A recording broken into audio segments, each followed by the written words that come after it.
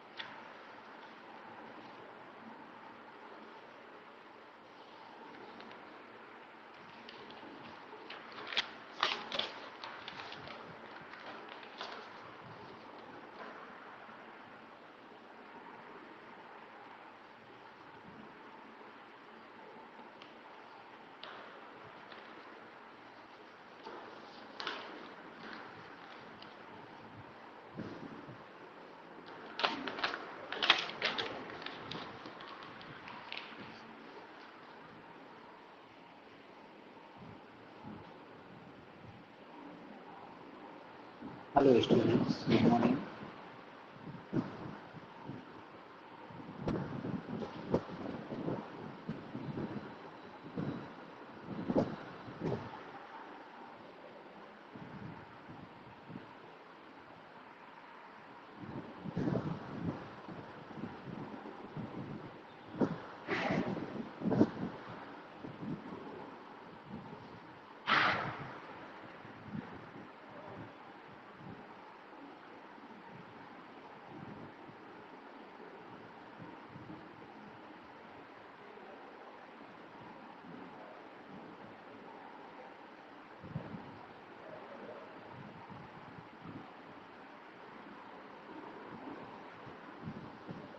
हाँ हेलो,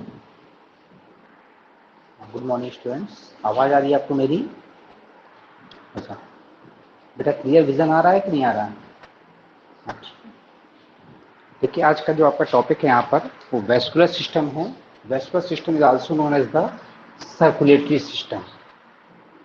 हिंदी में कहते हैं परिसंचरण तंत्र। परिसंचरण का मतलब आपको पता है, बॉडी में एक स्थान से दूसरे स्थान तक पूरे फ्लूइड्स का जो ट्रांसफर होता है, उसमें पोषक पदार्थ हो सकते हैं, उत्सर्गी पदार्थ हो सकते हैं, अपशिष्ट पदार्थ हो सकते हैं, गैसेज हो सकती हैं। इन सारे पदार्थों का शरीर में एक स्थान से दूसरे स्थान तक जाना क्या कहलाता है? सर्कुलेशन।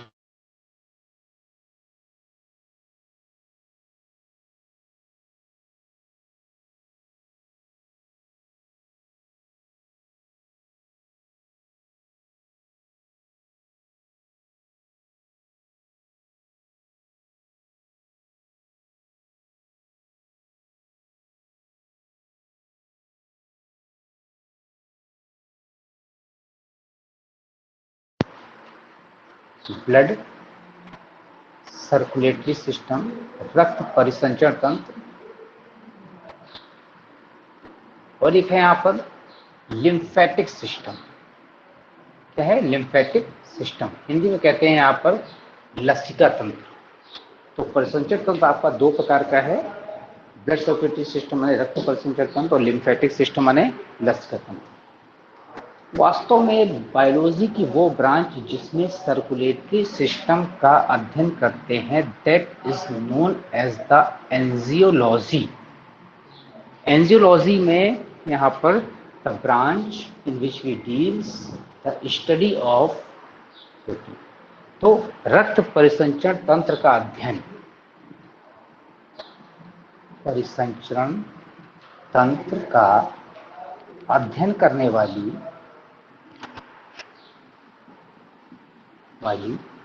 विज्ञान की शाखा, ठीक है, विज्ञान की शाखा। एक साइंटिस्ट हुए हैं विलियम हार्वे, आपने अगर नाम सुना हो। विलियम हार्वे ने सबसे पहले रक्त परिसंचरण तंत्र का अध्ययन किया था। किसने किया था? William Harvey. William Harvey discovered angiology. तो विलियम हार्वे ने सबसे पहले एंजियोलॉजी का अध्ययन किया एंड रोड द बुक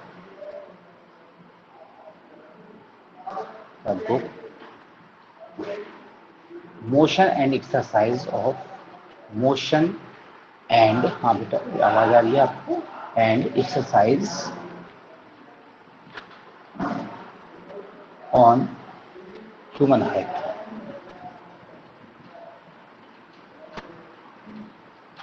ठीक है, अब हम आते हैं यहाँ पर कि परिसंचरण तंत्र हमने देख लिया, दो प्रकार का होता है। परिसंचरण की परिभाषा पढ़ ली कि शरीर में विभिन्न पदार्थों का, चाहे वो पोषक पदार्थ हो, चाहे अपशिष्ट पदार्थ हो, चाहे गैसेज हो, इन सबका एक स्थान से दूसरे स्थान तक जाना क्या कहलाता है? परिसंचरण तंत्र कहलाता है। अब परिसंचरण तंत्र में अध्ययन के बाद हम आते हैं इसमें देखने के लिए कौन कौन से इसमें, तो ब्लड सर्कुलेटरी सिस्टम हम सबसे पहले पढ़ेंगे। तो ब्लड सर्कुलेटरी सिस्टम, रक्त परिसंचरण तंत्र जो हम पढ़ रहे हैं, उसमें हमको पहले ये पता होना चाहिए कि there are two types of circulatory system. Circulatory system जो है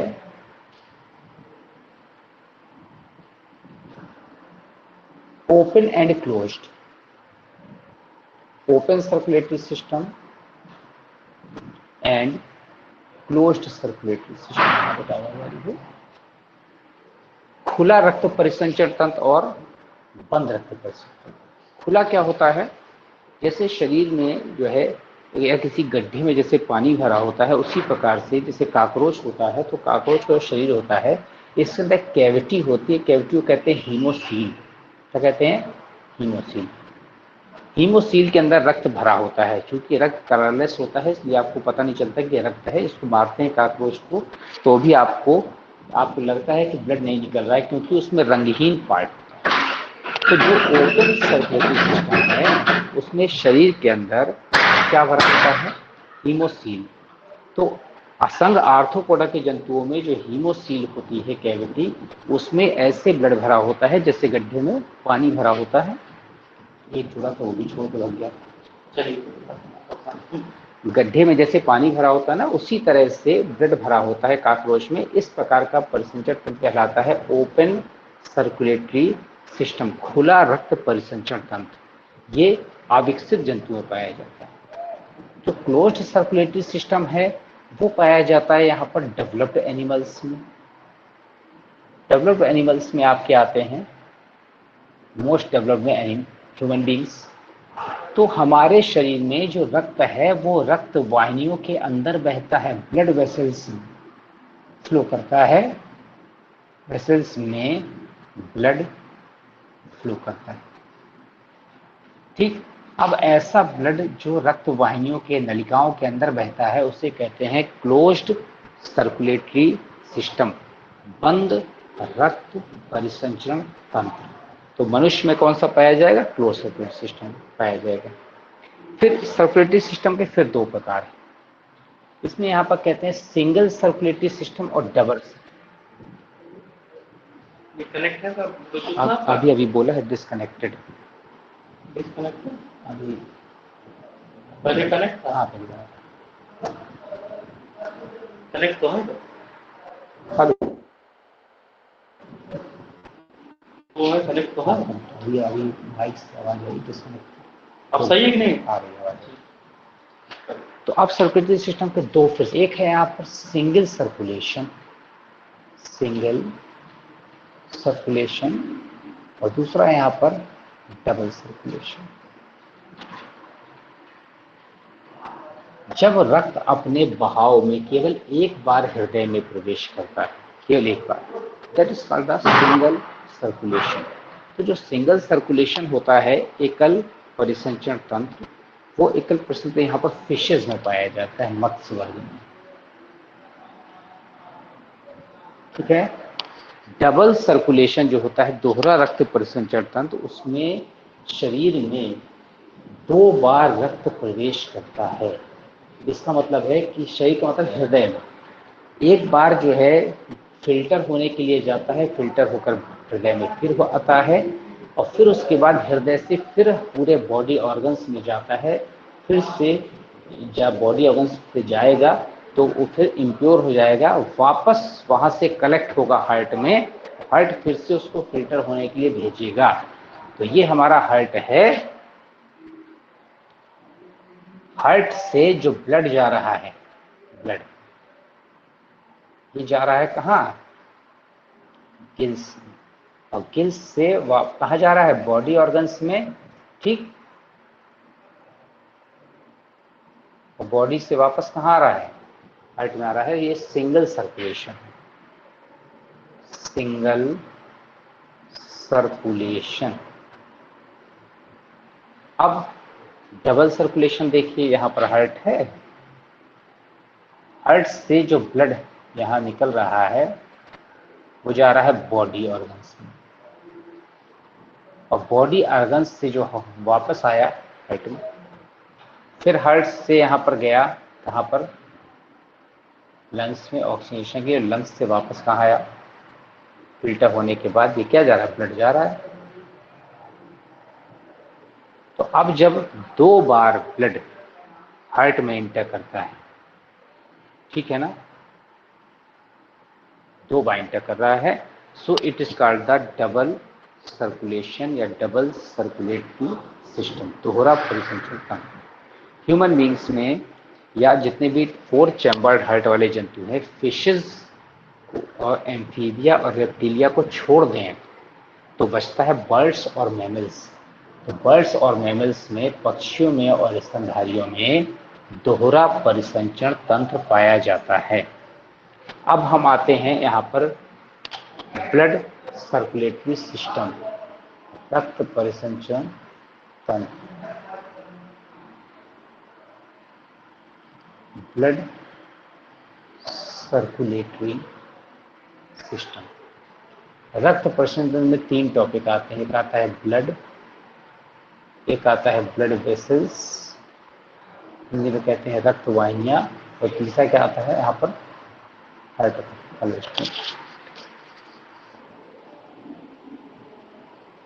ब्लड, ब्लड वेसल्स और हार्ट। हृदय सबसे बाद में पढ़ेंगे, पहले हम पढ़ेंगे यहाँ पर रक्त, रक्त वाहिनियां और हृदय। पहले टॉपिक पे आते हैं हम ब्लड में। क्या है यहाँ पर? मीसोडर्म से विकसित होता है,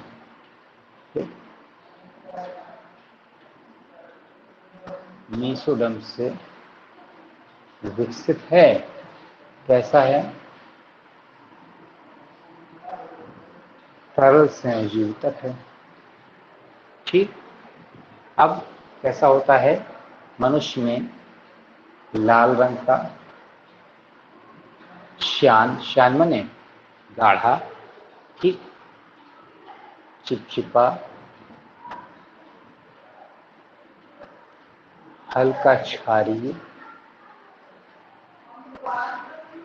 ठीक, और पूरे शरीर के भार का 8 से 10% ऑफ टोटल बॉडी वेट, शरीर के कुल भार का 8 से 10% होता है। अब अगर आप देखेंगे इसमें कि अगर आपके शरीर का भार सपोज करिए 60 केजी है, तो 60 केजी का 8 से 10% लगभग 5.5 लीटर,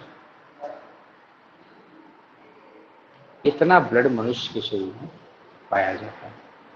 अब ब्लड में 2 पार्ट में इसको बांट सकते हैं ब्लड को, किसमें किसमें? एक तो प्लाज्मा होता है और दूसरा क्या होता है? यहाँ पर रक्त कणिकाएं होती हैं।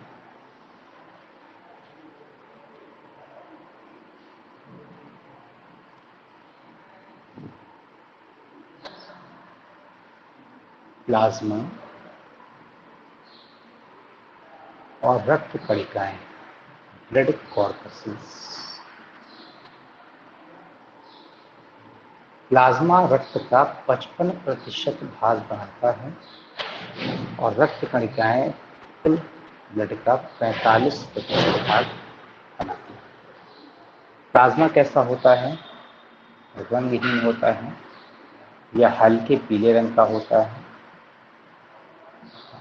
ठीक है, और इसमें 91% जल होता है, 91% तो होता है इसमें वाटर, एंड रेस्ट माने शेष अकार्बनिक व कार्बनिक पदार्थ होते हैं। अब अकार्बनिक पदार्थों में अगर आप देखते हैं कौन कौन से होते हैं,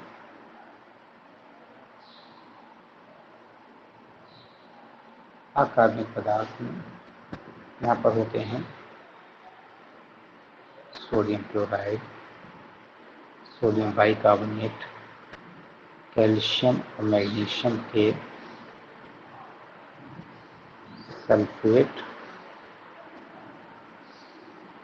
फास्फेट इत्यादि, ठीक है, कैल्शियम मैग्नीशियम सल्फेट फास्फेट होते हैं। फिर कार्बनिक पदार्थ जो इसमें होते हैं, सॉरी,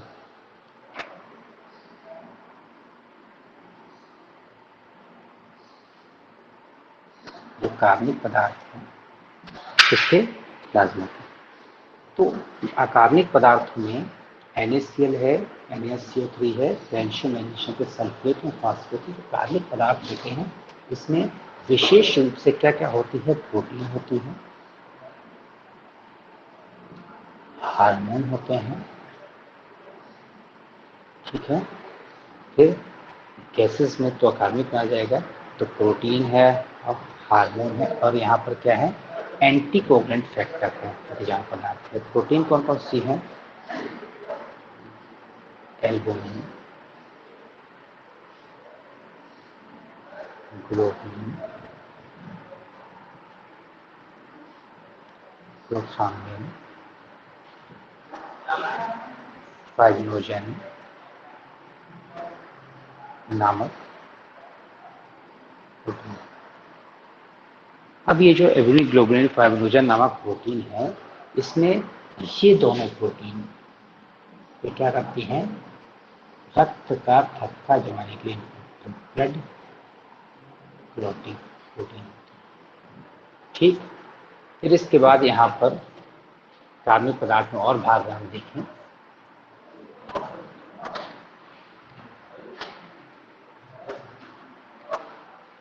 इम्यूनोग्लोबुलिन नामक पदार्थ, इम्यूनोग्लोबुलिन ये कहे के लिए होता है यहाँ पर शरीर की सुरक्षा के लिए, शरीर की सुरक्षा के लिए, ठीक। फिर एक पदार्थ होता है यहाँ पर हिपैरिन, ये कार्बोहाइड्रेट है, ठीक है, रक्त को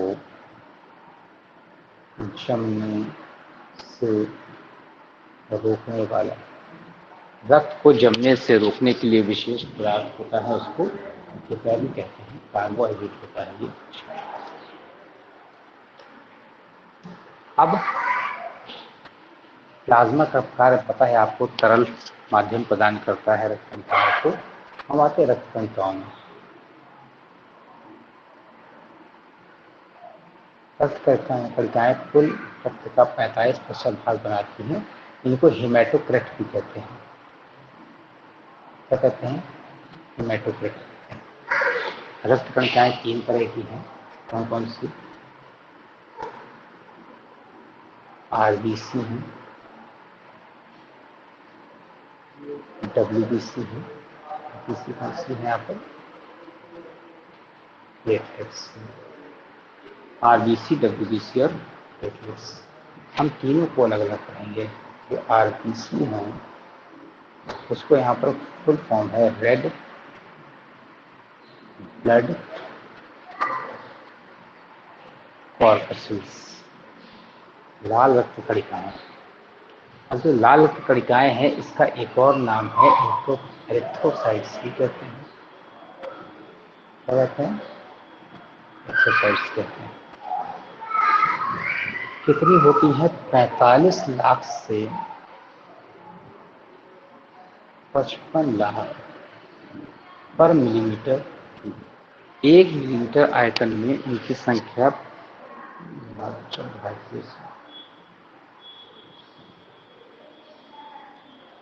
1 मिलीमीटर आयतन में इनकी संख्या 45 लाख से 55 लाख प्रति मिलीमीटर की होती है। शेप कैसा होता है? वाइट कॉन्केव होता है, अभ्यावत है। ठीक, फिर इसके बाद क्या होते हैं यहाँ पर? कुल रक्त कणिकाओं का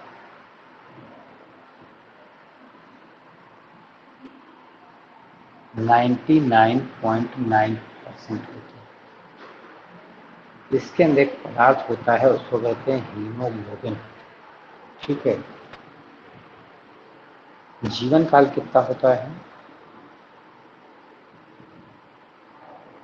90 से 120 दिन।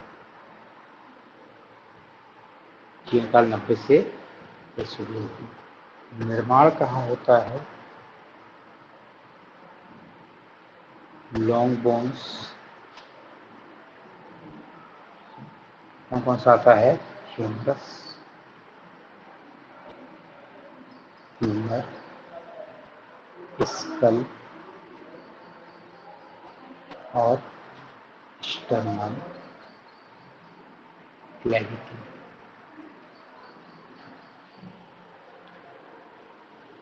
अब हीमोग्लोबिन जो होता है, हीमोग्लोबिन श्वसन वर्णक है। मात्रा कितनी होती है? 12 से 16 ग्राम पर 100 ml।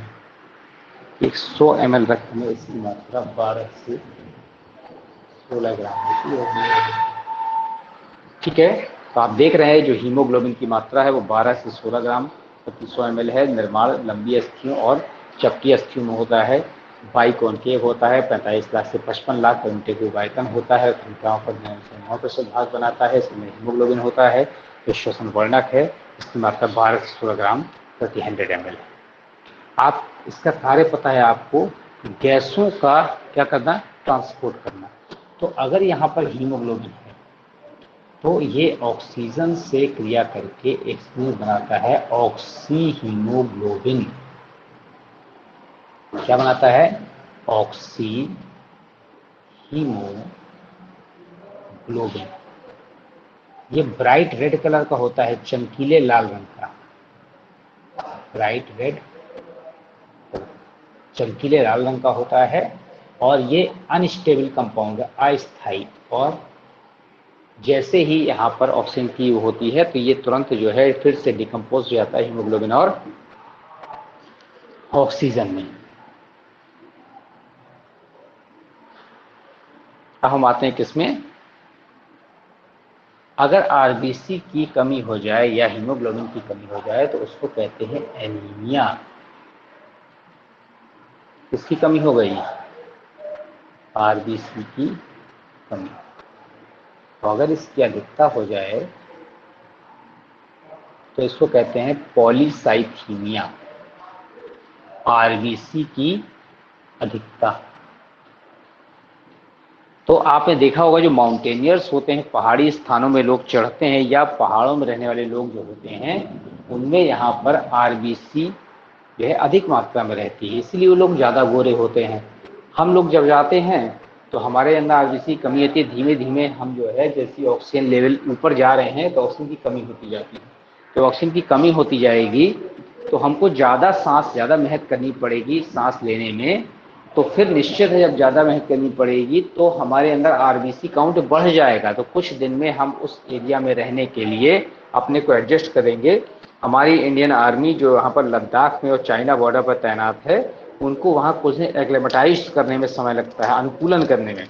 फिर कुछ दिनों पश्चात 10 से 15 दिन में उनकी बॉडी अपने को एडजस्ट कर लेती है उस क्लाइमेट में और फिर वो वहाँ लंबे समय तक सर्वाइव कर सकते हैं, युद्ध के लिए क्या हो जाते हैं? कैपेबल हो जाते हैं। फिर हम देखते हैं अगर यहाँ पर कि अगर किसी जो है ऐसा सॉल्वेंट इसमें मिला दिया जाए, विलायक बहुत डाइल्यूट, तो आरबीसी फट जाती हैं और आरबीसी जब फट जाती है तो उसके अंदर का हीमोग्लोबिन बाहर निकल आता है, इसको कहते हैं शैडो या घोस्ट। अगर आरबीसी को एक के ऊपर एक सिक्कों के ढेर की तरह अरेंज कर दिया जाए, इसे कहते हैं रोलेक्स फॉर्मेशन। रोलेक्स फॉर्मेशन, ठीक।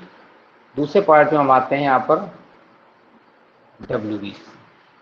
डब्ल्यूबीसी का पूरा नाम है व्हाइट ब्लड कॉर्पसेल्स, हिंदी में कहते हैं श्वेत रक्त कणिकाएं, और इसका एक और नाम है, इसको ल्यूकोसाइट्स भी कहते हैं।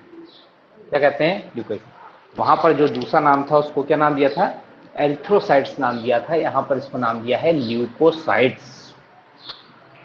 तो अब आप देखेंगे यहाँ पर कि व्हाइट ब्लड कॉर्पसेल्स का जो नाम ल्यूकोसाइट रखा है, तो डब्ल्यूबीसी का जो संख्या होती है वो होती है 5000 से 9000 पर मिलीमीटर क्यूब, ठीक है। आरबीसी की तुलना में बड़े आकार के होते हैं, और शेप कैसा होता है? शेप होता है इर्रेगुलर, अमीबा की तरह अनियमित होता है, ठीक। बड़े आकार के होते हैं, न्यूक्लिएटेड होते हैं, केंद्रक युक्त होते हैं, जबकि आरबीसी में समय के साथ साथ केंद्रक और कोशिकांग क्या हो जाते हैं? नष्ट हो जाते हैं। तो ये इन्यूक्लिएटेड है, केंद्रक युक्त नहीं है। जबकि डब्ल्यूबीसी कैसी है? यहाँ पर केंद्रक युक्त है, न्यूक्लिएटेड है। तो आपको ये ध्यान रखना है कि आरबीसी जो है ई न्यूक्लिएटेड है, केंद्रक विहीन है, उसमें क्या पाया जाता है? हीमोग्लोबिन। जबकि डब्ल्यूबीसी में हमारे बड़े आकार की है, संख्या में कम है, शेप इरेगुलर होता है, और न्यूक्लिएटेड माने क्या है? केंद्रक युक्त है। अब जो डब्ल्यूबीसी है उसका जो फॉर्मेशन निर्माण होता है, डब्ल्यूबीसी का निर्माण कहाँ पे होता है? यहाँ पर देखिए, आरबीसी का तो बोन मैरो में होता है, डब्ल्यूबीसी का बोन मैरो में होता है और थाइमस में होता है। थाइमस और बोन मैरो, हड्डी के अंदर जो पदार्थ होता है अस्थि मज्जा, ठीक है। लाइफ स्पॉन माने जीवन काल कितना होता है? 1 से 4 दिन, ठीक। अब डब्ल्यूबीसी दो प्रकार के होते हैं। केंद्रक की स्थिति व अंतःकोश की पदार्थों के आधार पर जो डब्ल्यूबीसी हैं वो दो प्रकार के हैं। कौन कौन से हैं? एक को कहते हैं ग्रैनुलोसाइट्स, और दूसरे को कहते हैं यहाँ पर एग्रैनुलोसाइट्स। जो ग्रैनुलोसाइट्स है उसको कहते हैं कणिका युक्त डब्ल्यूबीसी, क्योंकि इनका जो कोशिका द्रव्य होता है दानेदार होता है, और इसे कहते हैं यहाँ पर कणिका विहीन डब्ल्यूबीसी। इसका कोशिका द्रव्य बिल्कुल स्वच्छ होता है, कणिका विहीन डब्ल्यूबीसी। अब इसमें केंद्रक दो या अधिक, ठीक है, पिंडाकार होते हैं। इसको 3 भागों में बांटा गया है। ग्रैनुलोसाइट्स के 3 प्रकार हैं। एक का नाम है यहाँ पर एसिडोफिल, दूसरा नाम है यहाँ पर बेसोफिल, और तीसरे का नाम है न्यूट्रोफिल। बिल्कुल सरल तरीका है याद करने का। एसिडोफिल जो अम्लीय अभिरंजन लेने, एसिड में होता है अम्ल, अम्लीय अभिरंजन में इओसिन अभिरंजन ग्रहण करने वाले,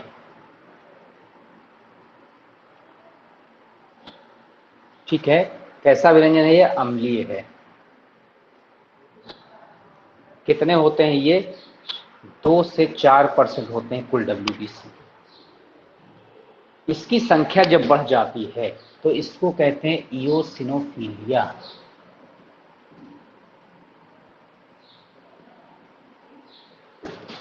बेसोफिल क्या है?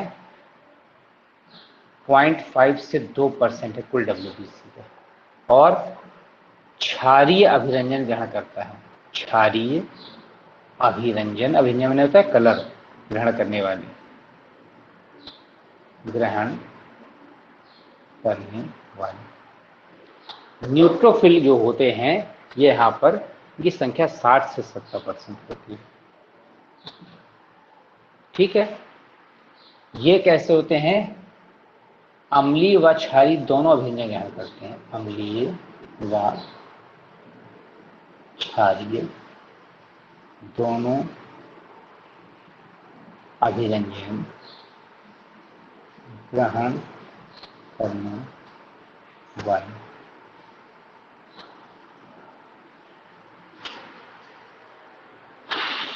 WBC का इनॉल टोटल फंक्शन क्या है? हानिकारक पदार्थों से शरीर की सुरक्षा करना। जो ए ग्रैनुलोसाइट्स हैं वो संख्या 2 प्रकार हैं। एक को कहते हैं लिम्फोसाइट्स और एक को कहते हैं यहाँ पर मोनोसाइट्स। ठीक है, तो लिम्फोसाइट्स और मोनोसाइट्स। तो आपको पता है कि शरीर में जितना भी पदार्थ भरा हुआ है, अब जो शरीर में पदार्थ भरा हुआ है तो लिम्फोसाइट 20 से 30% और 2 से 10%। क्या है यहाँ पर? 20 से 30% और 2 से 10%। ये दोनों ही हानिकारक पदार्थों का भक्षण की क्षमता रखते हैं। भक्षण की, तो WBC का इनऑल टोटल फंक्शन है हानिकारक पदार्थों का भक्षण करना। ठीक,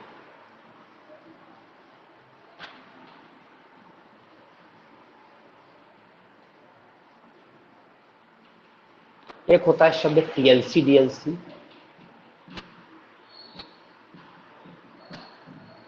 टोटल ल्यूकोसाइट, WBC का एक और नाम है क्या? ल्यूकोसाइट। तो टोटल ल्यूकोसाइट काउंट शरीर के प्रति इकाई आयतन में कितनी WBC है? एक TLC है। और DLC को कहते हैं differential leucocyte count. Differential leucocyte count. जब आपको कोई डिसीज हो जाती है, बीमारी हो जाती है, तो डॉक्टर कहता है TLC DLC खाइए। इसमें अलग अलग भाग हैं, कितने एसिडोफिल हैं, कितने बेसोफिल हैं, कितने न्यूट्रोफिल हैं, कितने लिम्फोसाइट हैं, कितने मोनोसाइट हैं, सबके भागों की अलग अलग संख्या। पैथोलॉजी का कोई पर्चा कभी आप देखेंगे तो उसमें TLC और DLC दिखाई देगा। फिर हम आते हैं यहाँ पर तीसरे पार्ट में, प्लेटलेट्स।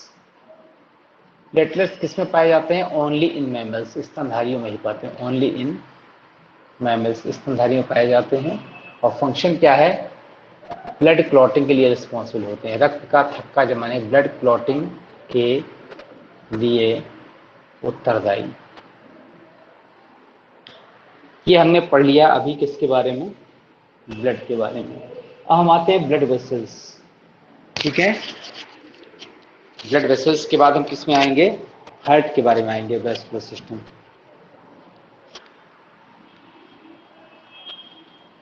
ब्लड वेसल्स ऐसी रचनाएं जिसमें रक्त बहता है, ब्लड वेसल्स होती हैं। मुख्य रूप से 2 प्रकार की होती हैं। मुख्य रूप से एक होती है आर्टरीज और एक होती हैं वेसल्स। आर्टरीज को हिंदी में कहते हैं धमनियां, तो इन्हें कहते हैं शिराएं। आर्टरीज में कैरी प्योर ब्लड,